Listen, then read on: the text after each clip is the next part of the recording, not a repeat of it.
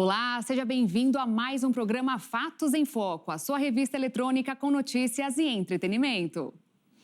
Confira os principais destaques de hoje. Não são apenas os alimentos que engordam. Alguns compostos podem desempenhar um papel na obesidade também, chamados de obesogênicos.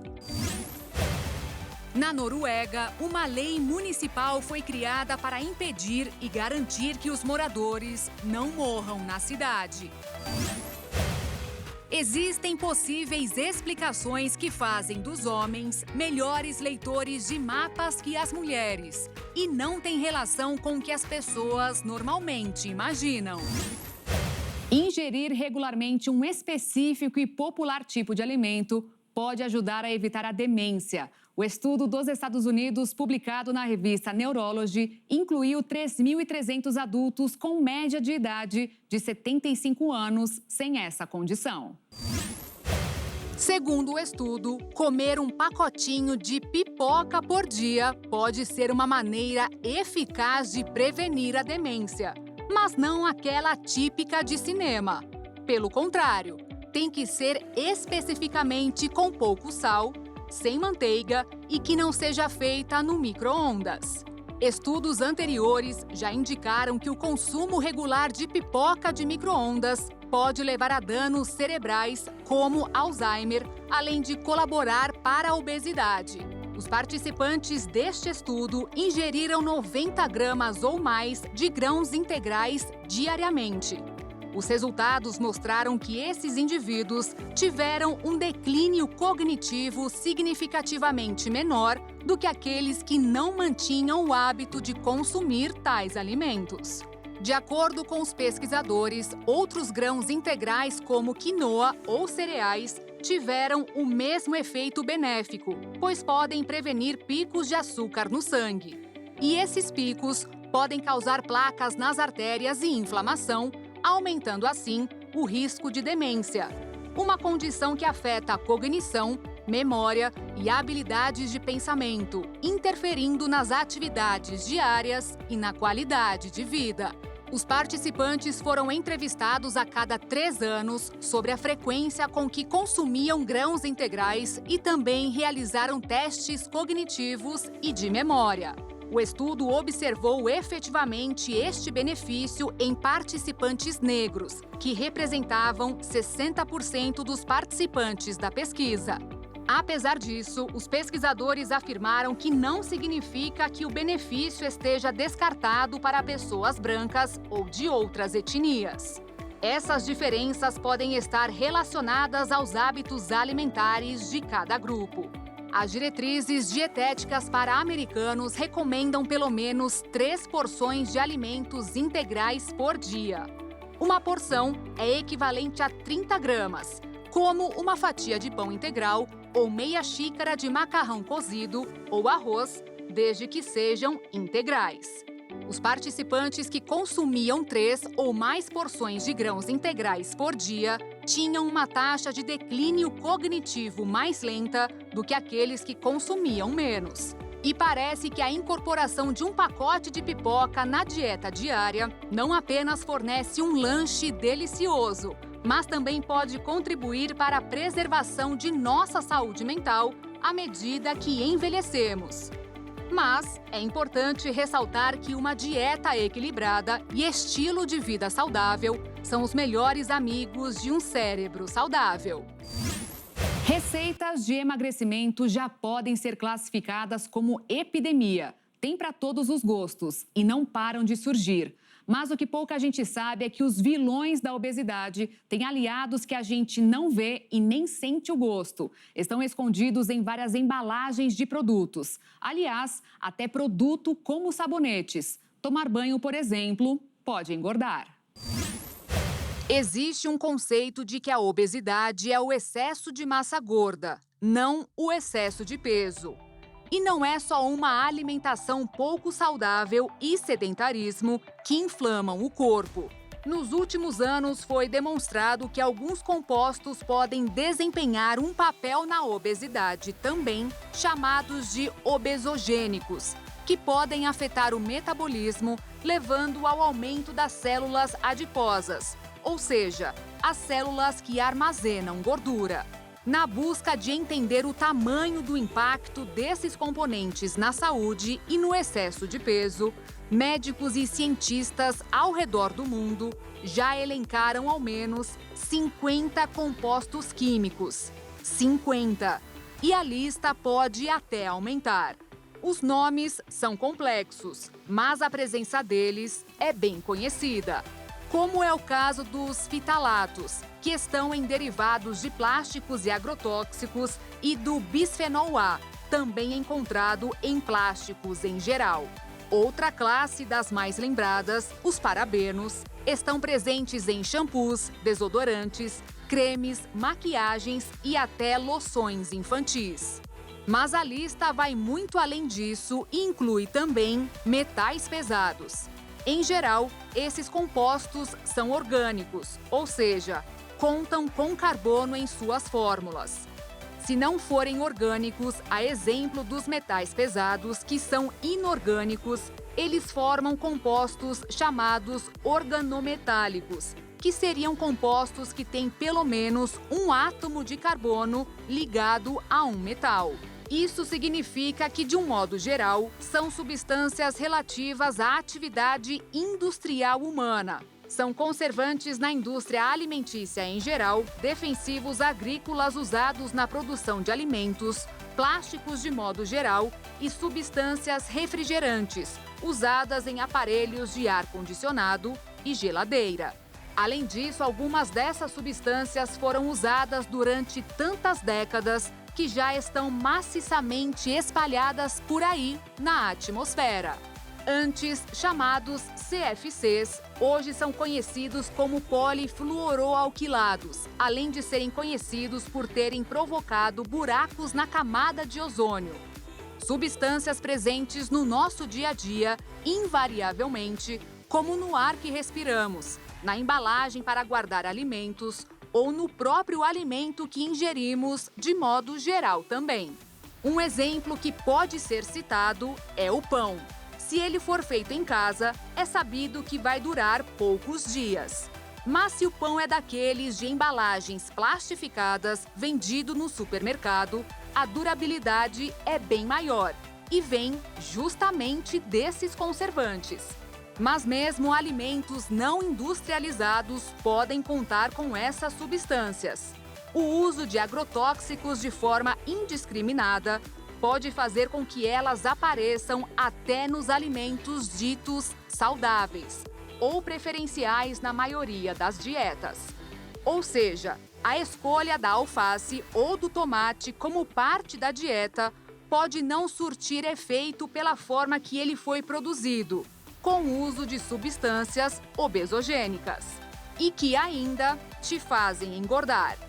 E pasme, até na água é possível encontrar esses compostos, através da contaminação do esgoto doméstico e industrial. E tem ainda os que estão presentes em medicamentos, mas seriam medicamentos específicos para certos diagnósticos, como alguns antipsicóticos, antidepressivos e anticonvulsivantes.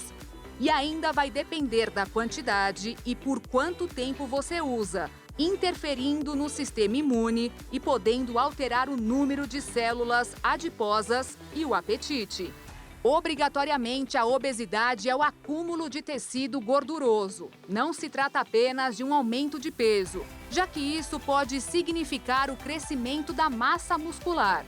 Em geral, ela é decorrente do desequilíbrio entre as calorias ingeridas e as que são gastas pelo organismo.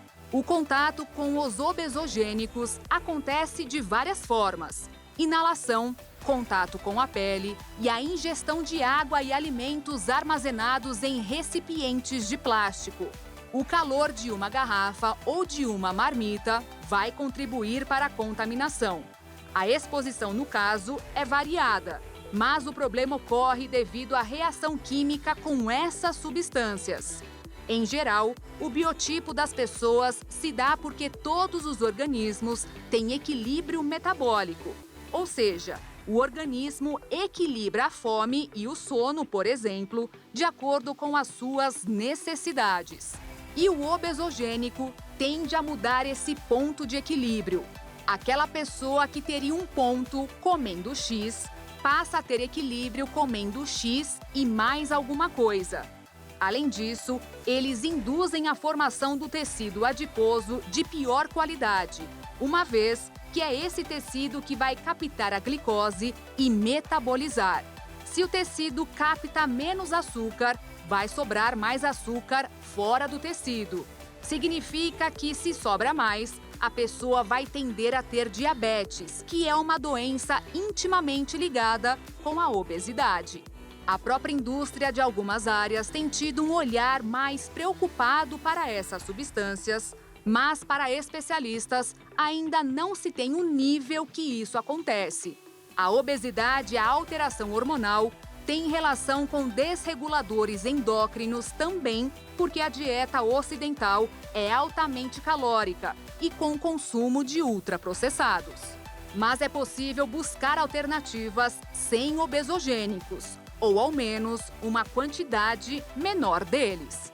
Mudanças na rotina, como deixar de consumir alimentos inflamatórios, em geral os empacotados e ultraprocessados, são uma dessas medidas. Na hora de escolher um detergente, por exemplo, uma saída é buscar os orgânicos. Eles podem ser feitos até em casa.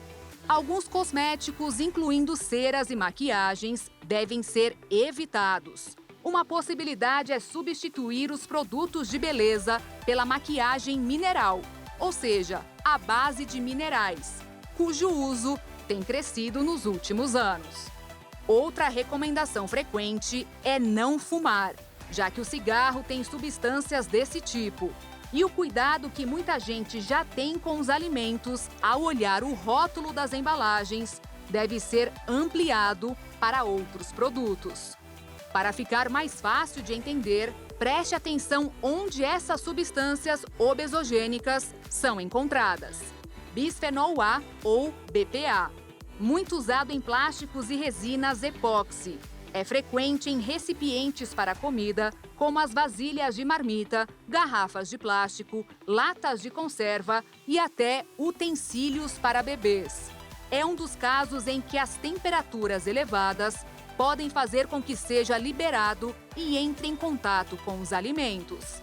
Parabenos são conservantes muito utilizados em cosméticos. São usados para preservar as formulações de itens como shampoos, desodorantes, cremes, maquiagens e até loções infantis. Polifluoroalquilados, antes chamados CFCs, clorofluorcarbonetos, são substâncias refrigerantes. Eram muito comuns em aparelhos mais antigos de geladeira e ar-condicionado, mas têm sido substituídos nos mais modernos. Fitalatos, que estão em derivados de plásticos e agrotóxicos. São capazes de tornar produtos plásticos rígidos mais maleáveis, enquanto também podem dar aspecto líquido ou cremoso a itens de higiene. A acrilamida é usada tanto para produzir outra substância chamada poliacrilamida, que é direcionada para o tratamento de água e remoção de impurezas, como para alimentos preparados em altas temperaturas, como as frituras. Bifenilas policloradas já foram muito usadas em indústrias para capacitadores e transmissores elétricos, mas também em sistemas hidráulicos, resinas, adesivos e tintas. Éteres definílicos polibromados ou PBDE são retardadores de chamas, por isso são comumente encontrados em materiais de construção, peças de mobiliário, tecidos, plásticos e produtos eletrônicos. A busca pela perfeição tem ganhado proporções cada vez maiores e as redes sociais são prova disso. Segundo uma pesquisa da Universidade Norte-Americana de Boston, o principal objetivo das pessoas que buscam procedimentos estéticos é ficarem parecidas com o que conseguem simular nas próprias plataformas. Os cientistas responsáveis pelo estudo entenderam que o confinamento durante a pandemia da Covid-19 teria sido o principal incentivador desse quadro chamado Dismorfia do Snapchat, em referência à rede pioneira na criação de filtros, hoje presentes em praticamente todas as redes sociais. Com o distúrbio, os pacientes buscam se assemelhar cada vez mais das imagens filtradas de si mesmos. E por que o lockdown teria contribuído tanto para esse quadro? Bem, segundo os estudiosos, durante a reclusão, a vida passou a ser experimentada mais fortemente nas redes. E nesse período, as pessoas passaram a usar mais os filtros. Mas após o encerramento das restrições, segundo a pesquisa, muita gente passou a querer ser vista na vida real, como era mostrada nas telas. Os pesquisadores descobriram que o uso frequente de mídias sociais estava associado ao aumento da insatisfação com a própria imagem. E isso teria feito muitas pessoas, especialmente os jovens, a seguir celebridades, influenciadores e contas que mostram resultados de procedimentos estéticos. O estudo, publicado neste mês de março de 2024, foi realizado no período da pandemia, entre 2019 e 2021, com 175 pessoas com mais de 18 anos de idade. Os voluntários preencheram um questionário sobre o uso das redes sociais, sua visão sobre procedimentos estéticos e se fariam cirurgia plástica. 78% dos voluntários afirmaram que a realização de um procedimento aumentaria sua autoestima. Resultado 30% maior do que o avaliado na pesquisa realizada antes da Covid-19. Diante da conclusão do estudo, os pesquisadores alertam que é importante os profissionais de estética conversarem com seus pacientes sobre o uso de mídias sociais e plataformas de vídeo para entenderem o real desejo da realização de um procedimento, bem como sobre os resultados esperados.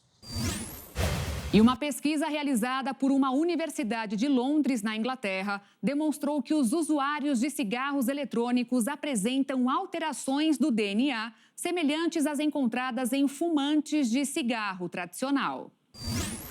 O estudo, publicado recentemente na revista científica Cancer Research, analisou os efeitos epigenéticos do tabaco e dos cigarros eletrônicos na metilação do DNA em mais de 3.500 amostras, para investigar o seu impacto nas células que estão diretamente expostas ao tabaco e naquelas que não estão diretamente expostas, como o sangue ou as células cervicais. Vale ressaltar que esses epigenomas mudam ao longo da vida e podem ser afetados por uma variedade de fatores genéticos ou não genéticos. Os pesquisadores descobriram que as células epiteliais da boca apresentaram alterações substanciais em fumantes. Essas células normalmente revestem os órgãos e muitas vezes são as origens de um câncer. A publicação também mostra que alterações epigenômicas semelhantes foram observadas nas células de utilizadores de cigarros eletrônicos que fumaram menos de 100 cigarros tradicionais na vida. E por falar no cigarro tradicional, ele é considerado um contribuinte modificável para resultados adversos para a saúde. Estima-se que o tabagismo tenha causado quase 8 milhões de mortes no mundo em 2019, prevendo que esses números aumentem ainda no futuro. Em alguns países, como no Reino Unido, o cigarro eletrônico é considerado substancialmente mais seguro do que o cigarro tradicional e as autoridades de saúde recomendam que os fumantes mudem para o vaping para melhorar a sua saúde. No entanto, os pesquisadores alertam para a necessidade de mais estudos antes de atestar que os cigarros eletrônicos são seguros.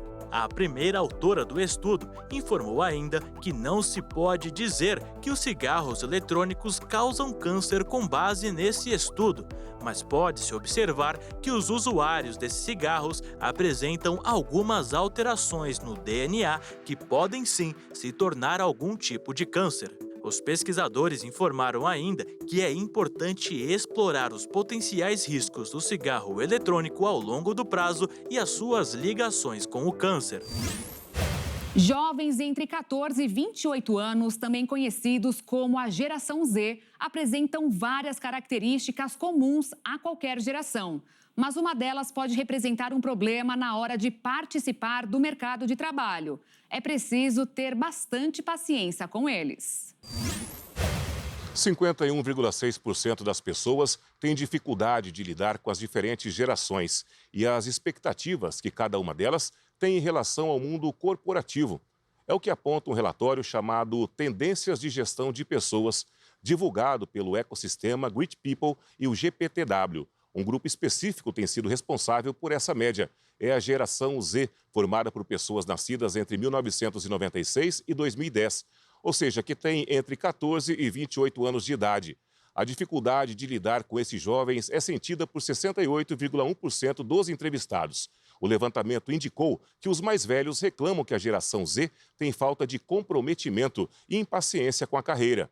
Mas especialistas indicam que é importante entender as qualidades desses jovens e aprender com eles. Isso porque essa geração, que nasceu conectada, entende que é possível um trabalho mais flexível, tem propósitos pessoais mais claros e uma tendência maior a procurar empresas que têm valores como os quais se identificam. Buscam ainda locais que se preocupam com questões como ética e sustentabilidade, por exemplo.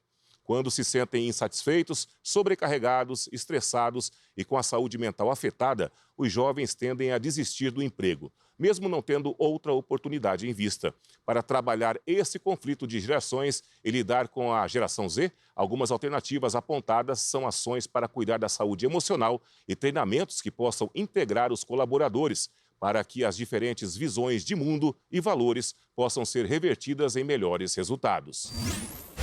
Uma startup chinesa pretende inovar o mundo tecnológico com uma ideia interessante: um novo sistema de armazenamento de energia, ou popularmente conhecido como bateria, que usam materiais radioativos para gerar eletricidade constantemente, que pode durar dezenas ou centenas de anos. Imagine um telefone celular cuja a bateria dure anos e não precise ser plugado na tomada para recarregar, ou um drone capaz de voar indefinidamente sobre a Amazônia, registrando focos de desmatamento e de mineração ilegal. Situações como essas poderão se tornar realidade. Isso porque a bateria criada pela startup chinesa Betavolt poderá gerar energia por 50 anos sem a necessidade de recarga. O dispositivo mede 15 milímetros de comprimento, 15 milímetros de largura e 5 milímetros de espessura e opera a partir da conversão da energia liberada pelo decaimento de isótopos radioativos de níquel. A bateria tem função modular e, de acordo com a startup, poderá ser empregada em série para energizar drones ou celulares. A principal vantagem das baterias nucleares é a possibilidade de fornecer carga durante um longo período de tempo. As baterias da Betavolt podem ter duração de 50, 100 anos ou mais, dependendo do material radioativo utilizado. Os líderes desse projeto na startup dizem que a estimativa real é que os sistemas de armazenamento de energia deles possa durar em média até 200 anos. Mas isso não é uma novidade no mundo científico. Essas baterias começaram a ser estudadas no início do século passado. A produção limitada é feita principalmente por governos de países que dominam a tecnologia nuclear, como os Estados Unidos e a Rússia. Como exemplo, os rovers da Agência Espacial Norte-Americana NASA empregam esse tipo de tecnologia. Mas não só lá fora estudos são feitos. No Brasil, também existem estudos nessa área. Uma equipe do Instituto de Pesquisas Energéticas e Nucleares, com sede em São Paulo, apresentou no fim de 2023 o primeiro protótipo de uma bateria nuclear termoelétrica feita no país. Essas baterias pretendem modificar a forma em que lidamos atualmente com as tecnologias e poder usar sem se preocupar em carregar os aparelhos causa um certo alívio ao ser humano. Existe uma cidade na Noruega em que os habitantes não têm permissão de morrer. Inclusive, tem até uma lei para garantir que isso não aconteça.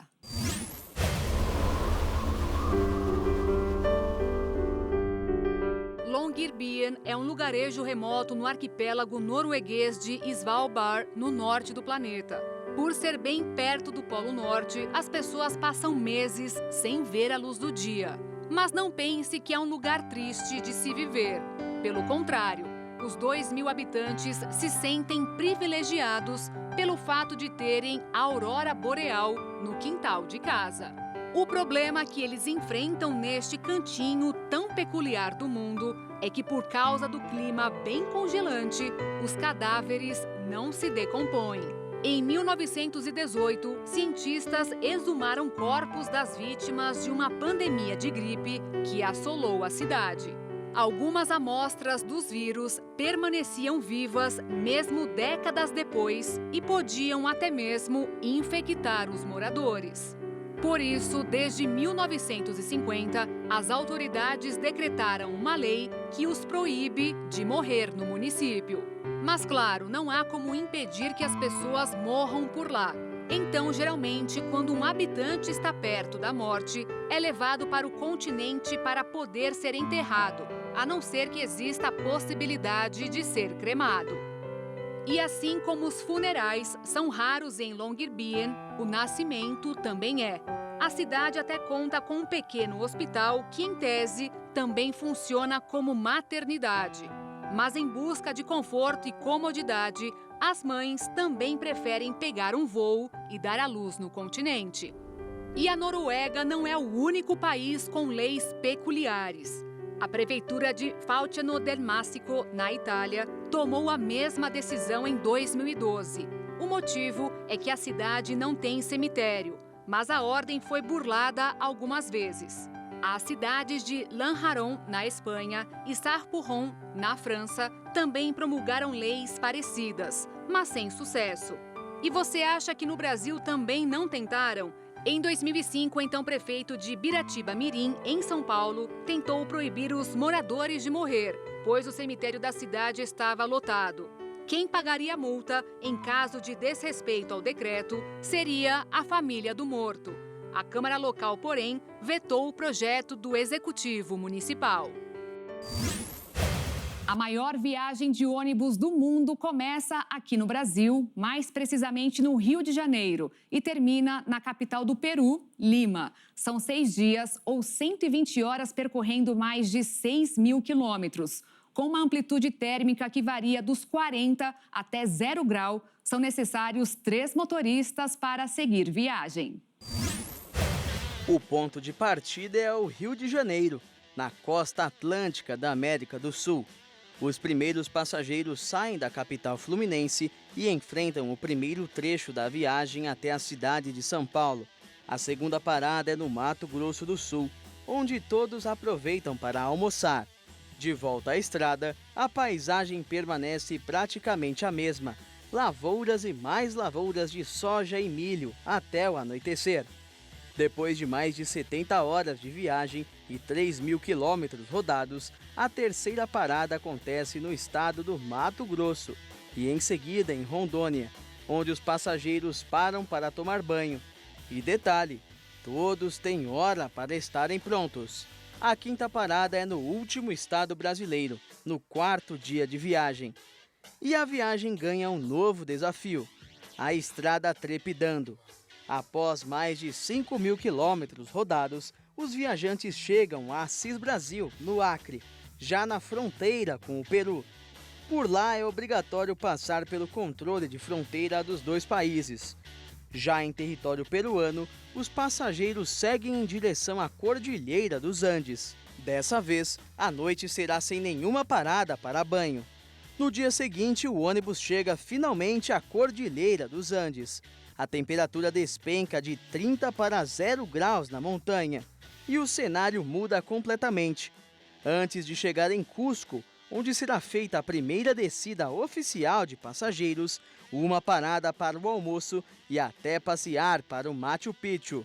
Após sair de Cusco, o ônibus enfrenta uma estrada muito sinuosa, que exige muita atenção dos motoristas. E por fim, a última e tão aguardada parada, na capital do país, Lima. Para realizar a viagem mais longa do mundo, é necessário desembolsar aproximadamente R$ 1.000 na passagem.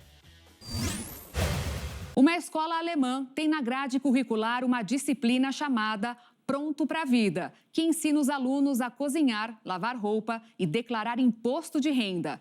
Tudo para que eles estejam preparados para a vida adulta. Mais do que fazer desses jovens cidadãos ativos, a disciplina quer mudar a visão sobre o sistema educacional alemão, muitas vezes criticado por ser muito teórico. Então, além das disciplinas clássicas como matemática, alemão e biologia, alunos da escola Taunaschule, que fica no distrito de Bad Camberg, podem optar pelo curso Fit for Life, ou Pronto para a Vida, que abrange desde questões econômicas até o exame das tendências e estilos de vida contemporâneos que moldam a vida cotidiana desses jovens. Ou seja, aprender o que realmente vai viver no futuro, como os gastos de um apartamento quando morar sozinho, gerenciar o seu próprio dinheiro, instalar uma lâmpada e saber a temperatura do ferro para passar determinados tipos de roupa. A disciplina, que também aborda temas como crimes cibernéticos e uso responsável dos meios de comunicação, foi criado em conjunto pela instituição, professores, pais e alunos. No estado de Hesse, as escolas podem criar suas próprias disciplinas eletivas. E o método foi tão bem aceito e bem-sucedido que o ministro da Educação do Estado, Alexander Lors, foi pessoalmente conhecer e conversar com os alunos sobre suas experiências. Um dos sintomas da ansiedade cada vez mais comuns nos dias de hoje são aquelas ideias que surgem na cabeça e são repetidas a todo momento. Igual aquela música que a gente ouve e depois não desgruda. Neste caso, não fazem mal. Mas no caso dos pensamentos intrusivos, geralmente só tem previsão ruim. E se o carro bater naquela pilastra? E se o cachorro me atacar e morder meu pescoço? Calma, não se assuste. Mas algumas vezes pensamentos esquisitos como esses passam pela nossa cabeça. Talvez você nem saiba disso, mas esses são considerados pensamentos intrusivos. Nas redes sociais, diversos vídeos surgiram nos últimos meses abordando sobre esse tipo de pensamento, ou até mesmo encenando como é reagir a eles. São ideias angustiantes e consideradas sem noção, que surgem sem motivo. Os pensamentos intrusivos aparecem subitamente. Segundo a Associação Brasileira de Psiquiatria, a ABP, no geral, esses pensamentos são completamente normais e qualquer pessoa está suscetível a ter em algum momento. Contudo, se for algo recorrente, sem controle, ou que gere sofrimento, ou seja, incapacitante na vida da pessoa, pode ser um sintoma de doença mental, como transtorno de ansiedade. Nesses casos, eles provocam prejuízos e a doença que gera tais pensamentos precisa ser tratada adequadamente. Segundo a ABP, os pensamentos intrusivos são um dos principais sintomas dos transtornos de ansiedade, mas precisam estar associados a outros indicativos. Um novo estudo apontou possíveis explicações que fazem dos homens melhores leitores de mapas do que as mulheres. Foi descoberto que existe uma diferença real na leitura, mas não pelas razões que as pessoas normalmente imaginam. E elas vão te surpreender. A pesquisa publicada na revista científica Royal Society of Open Science não encontrou nenhuma vantagem genética que pudesse levar um sexo a ter melhor senso de direção do que outro. Mas os pesquisadores indicaram que a causa da disparidade de os homens demonstrarem habilidades ligeiramente melhores na navegação que as mulheres pode não estar ligada à natureza, mas ao treinamento. Para chegar ao resultado, os cientistas partiram de pesquisas anteriores e incluíram 66 estudos na sua análise. Os dados abrangem 21 espécies, incluindo os seres humanos, sendo as animais que variam da lontranã oriental e da rã de folhiço até o crustáceo Faxônios rusticus e o tucutuco de Talas. Depois, compilaram os dados de navegação espacial de cada espécie e o tamanho da sua área habitada, onde a espécie geralmente mora e se movimenta. A conclusão foi de que, em todas as espécies, ou não há diferença entre os sexos, ou os machos têm melhor senso de direção do que as fêmeas, com uma exceção. As fêmeas de chimpanzés conseguem se localizar melhor do que os machos.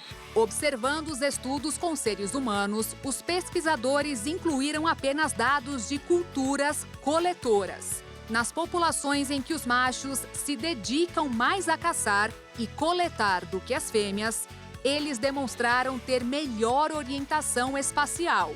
Mas não houve diferença entre os sexos nas populações em que machos e fêmeas viajam e coletam igualmente.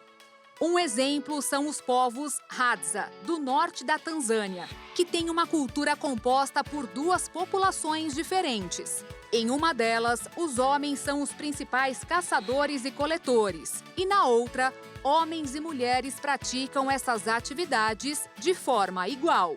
Para a pesquisa, a comparação entre os dois grupos Hadza foi reveladora.